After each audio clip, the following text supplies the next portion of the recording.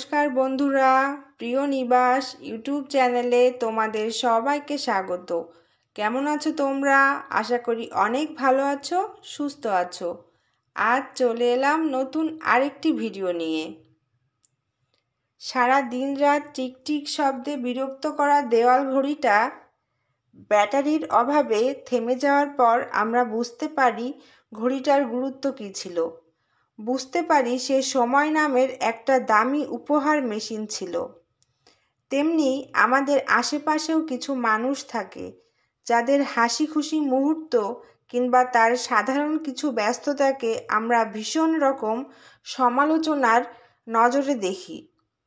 বারবার ফোন করে খোঁজ নেওয়া, প্রয়োজনে অপ্রয়োজনে যোগাযোগ করা, স্পেশাল কিছু দিনে শুভেচ্ছা বার্তা পাঠানো, এই সব কিছুই আমাদের বিরক্তিকর মনে হতো। তারপর একটা সময় তারা চুপ হয়ে গেলে আমরা বুঝতে পারি একটা মানুষ ছিল। চলে যাওয়ার পর আমরা কদর করার কথা ভাবি। কি অদ্ভুত, তাই না? সত্যি অদ্ভুত। আমরা মানুষরা যেটা না চাইতেই পেয়ে যাই সেটার গুরুত্ব দিই না, কিন্তু আমাদের কাছ থেকে হারিয়ে যাওয়ার পর আমরা সেটার গুরুত্ব বুঝতে পারি। বন্ধুরা, আজ রান্না করছি বাংলাদেশি স্টাইলের পোলাও এবং তার সাথে রোস্ট। তো তোমরা দেখতে থাকো, পুরো রেসিপিটাই তোমাদের সাথে শেয়ার করব আজ।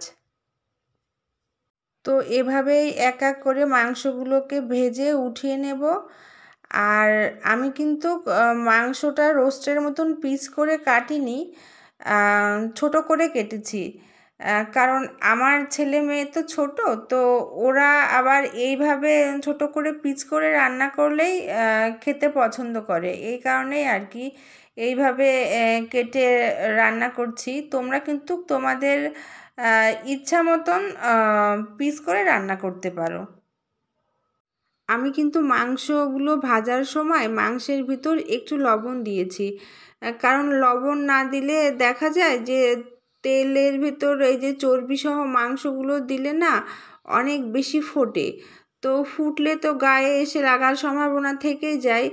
আর এই কারণে যাতে মাংসগুলো না ফোটে বা তেলগুলো না চারিদিকে ছড়ায়, এই কারণেই আর কি মাংস ভাজার সময় একটু লবণ দেওয়া। তো মাংসগুলো তো ভাজা হয়ে গেল, ওটাকে পাশে রেখে দিলাম। আর এখন রান্না করব পোলাও। পোলাওটা রান্না করতে করতে পাশে আবার আমি রোস্টটাও রান্না করে নেব।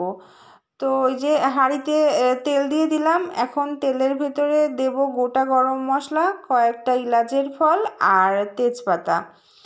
আর এর ভেতর দেব রসুন বাটা আর আদা বাটা। এটা দিলে কি হয় যে হচ্ছে পোলাওটা থেকে একটা সুন্দর সুঘ্রাণ বের হয়। অবশ্য তোমরা যখন রান্না করবে তখন তোমরা নিজেরাও এটা মানে বুঝতে পারবে। আর এই যে মশলাটা ভালো করে কষিয়ে নেব। নিয়ে আমি কিন্তু আজ যেহেতু বাংলাদেশি স্টাইলের পোলাও রান্না করব, সেহেতু আমি গোবিন্দভোগ চাল দিয়ে পোলাওটা রান্না করব। তো আমি কিন্তু বেশ অনেকটা আগেই চালটা ভালো করে ধুয়ে জল ঝরিয়ে রেখেছিলাম, আর সেই চালটাই এখন এই মশলার ভেতরে দিয়ে দিচ্ছি। তো এখন কিন্তু আমি চালটা ভালো করে ভেজে নেব। আর এই চালটা ভাজতে ভাজতেই কয়েকটা কাঁচা লঙ্কা দিয়ে দেব এর ভিতরে। আর এই কাঁচা লঙ্কা দেওয়ার জন্যও কিন্তু মানে পোলাওটা দিয়ে বেশ কাঁচা লঙ্কার যে একটা কি বলে, ভাজলে যে একটা সুন্দর গন্ধ বেরোয়, মানে সেটা কিন্তু খাওয়ার সময় পাওয়া যাবে। তো এই কারণে আর কি আমি ভাজার সময় কাঁচা লঙ্কাগুলো দিয়ে দেব। তো এটা কিন্তু চালগুলো কিন্তু অনেক সুন্দর করে ভাজতে হবে। আমি কিন্তু যখনই পোলাও রান্না করি তখনই চালটা ভেজেই রান্না করি, কারণ এতে করে আমার মনে হয় যে পোলাওটা যেমন ঝরঝরে হয় তেমন পোলাওটা খেতেও অনেক সুস্বাদু হয়। তো এই কারণেই আর কি এইভাবেই রান্না করি। আমি অবশ্য অনেককেই দেখেছি যে ভেজে রান্না করে না পোলাওটা। তো আমার কাছে ওটা মনে হয় যে খেতে খুব একটা আর কি সুস্বাদু হয় না। তো এই কারণে আমি সবসময় এইভাবেই রান্না করি।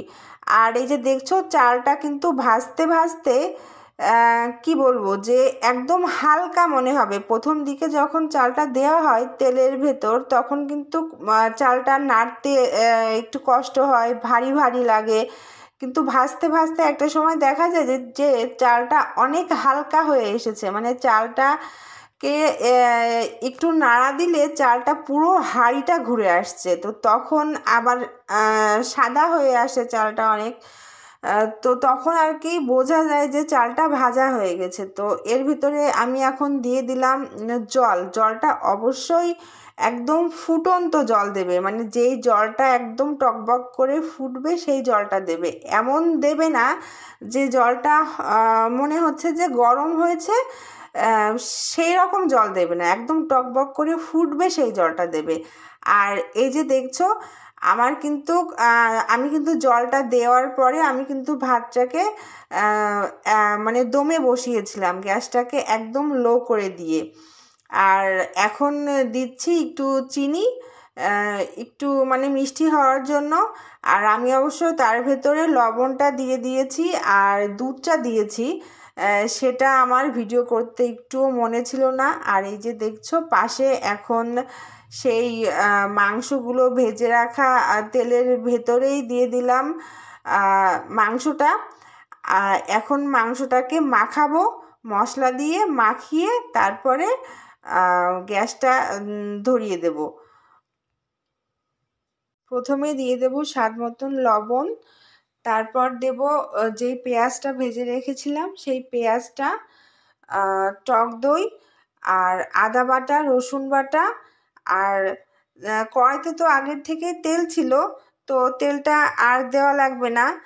আর আমি রোস্টের জন্য একটা মশলা করে রাখি, অবশ্য আমি একটু বেশি করে করে ফ্রিজে রেখে দিই, তো ওই মশলাটাই দেব। তো ওই মশলাটা আমি কিভাবে বানাই বা কি কি দিই সেইগুলো আমি তোমাদেরকে অবশ্য বলে দেব। তোমরা অবশ্যই মশলাটা করে ফ্রিজে রাখতে পারো, তাহলে রান্না করার সময় তোমরা ঝটপট রান্নাটা করতে পারবে। আর এই মশলাটা কিন্তু তোমরা 6 মাস পর্যন্ত ফ্রিজে রেখে খেতে পারবে। আর অবশ্যই এয়ারটাইট বক্সের ভেতর করে রাখবে, তাহলে 6 মাস সুন্দর থাকবে মশলাটা।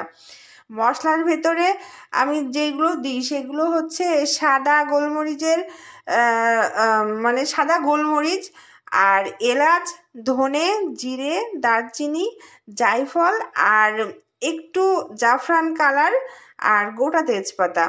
তো জাফরান কালারটা বাদে সব কিছুই আমি আর কি একটু ভেজে নিই, ভেজে তারপরে গুঁড়ো করি। গুঁড়ো করার পর তোমার যখন একটু ঠান্ডা হয়ে আসে তখন জাফরান কালারটা ওর ভিতর দিয়ে দিই। তারপর তোমার হচ্ছে এয়ারটাইট বক্সের ভেতর করে ফ্রিজে রাখি। তো তোমরা চাইলেও কিন্তু এইভাবে রাখতে পারো। আর ওই মশলাটাই কিন্তু আমি এই রোস্টের ভিতরে দিলাম। মশলাটা দিয়ে তার ভেতর দিয়ে দিলাম একটু গরম জল দিয়ে, তারপরে মাংসটাকে কষাতে বসালাম। আর এই যে দেখছো পোলাওটা কিন্তু প্রায় হয়েই এসেছে। আর পোলাও কিন্তু এতক্ষণ দমেই বসানো ছিল। আর এখন দিয়ে দিচ্ছি ঘি, দিয়ে একটু ঢাকা দেব। তারপর আবার দেব হচ্ছে গোলাপ জল আর একটা লেবুর রস। তারপর যে পেঁয়াজগুলো ভেজে রেখেছিলাম সেই পেঁয়াজ দেব, দিলে কিন্তু আমার পোলাও রান্নাটা কমপ্লিট হয়ে যাবে। তো এই ছিল আজ আমার বাংলাদেশি স্টাইলের পোলাওয়ের রেসিপি। আশা করি তোমাদের ভালো লাগবে, আর ভালো লাগলে অবশ্যই বাড়িতে একবার হলেও ট্রাই করো। আর এই যে দেখছো রোস্টটা কিন্তু আমার কষানো হয়ে গেছে। আর এখন দেব গরম জল, আর গরম জল দিয়ে একটু ফুটিয়ে তারপর নামাবো। আর নামানোর আগে কিন্তু এতে আমি একটু চিনি দেব, কারণ এতে তো টক দই দেওয়া আছে, এই কারণে মিষ্টিটা মানে টকটা ব্যালেন্স করার জন্য একটু মিষ্টি দেব, দিয়ে তারপরে আমি রোস্টটা নামাবো। তো যাই হোক বন্ধুরা, ভিডিওটা আর বেশি বড় করব না। ভিডিওটা ভালো লাগলে অবশ্যই একটা লাইক, কমেন্ট, শেয়ার করো। আর দেখা হবে নতুন কোনো ভিডিওতে। সেই পর্যন্ত তোমরা সবাই ভালো থেকো, সুস্থ থেকো। ভিডিওটা দেখার জন্য তোমাদের সবাইকে অনেক ধন্যবাদ।